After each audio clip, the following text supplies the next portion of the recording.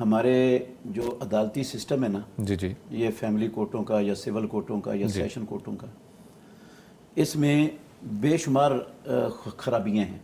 اچھا ٹھیک ہے. بہت ساری خرابیاں ہیں.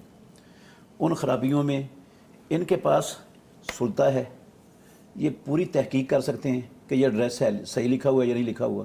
پولیس ان کے پاس موجود ہوتی ہے، ادارے ان کے متحد ہوتے ہیں.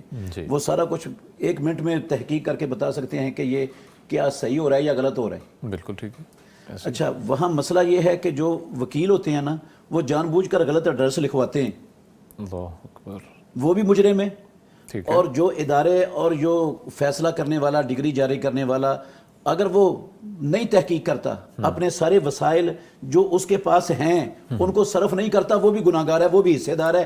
اس رشتے کو توڑنے میں جہاں شیطان کا حصہ ہے وہاں یہ بھی کچھ نہ کچھ برابر کے شریک ہیں اللہ اس کے ساتھ. توڑ رہے ہیں یہ رشتہ، کیونکہ عین ممکن ہے جب یہ حقیقت تک پہنچ جائیں گے، اس کا ایڈریس ڈھونڈ لیں گے.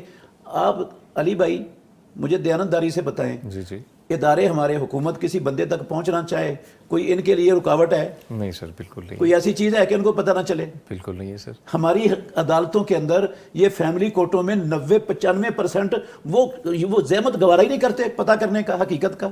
ان کو پتہ بھی ہے کہ جھوٹ سارا چلتا ہے یہاں پر اور سارا جھوٹے ایڈریس لکھوائے جاتے ہیں، پھر بھی کچھ نہیں کرتے. تو یہ تو رشتے توڑنے کے مجرم ہیں. اب عین ممکن ہے بیوی نے، عقل تھوڑی سی کم ہوتی ہے خواتین کی، ویسے بھی رسول اللہ صلی اللہ علیہ وسلم کا فرمان بھی ہے، جی جی وہ کسی جھانسے میں آ کر، کسی غصے میں آ کر اس نے دعویٰ دائر کر دی ہے. اب اس کا فرض بنتا ہے کہ اس کے خامند کو ڈھونڈے، فیملی کورٹ کے ذمہ دار کو، اداروں کو پابند کرے، ان کو لے کے آؤ میرے پاس. بالکل ٹھیک ہے. وہ لا سکتے ہیں.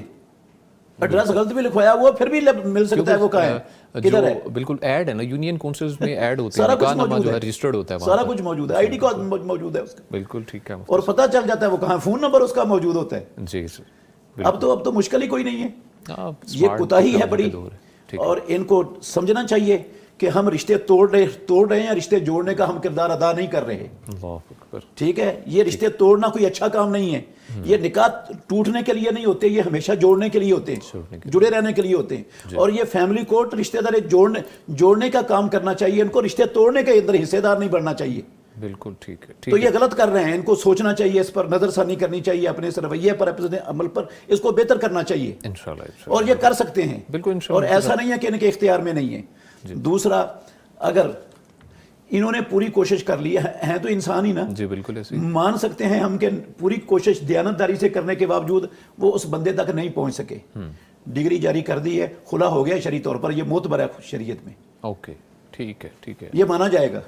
اور اگر بسا اوقات ایسا بھی ہوتا ہے،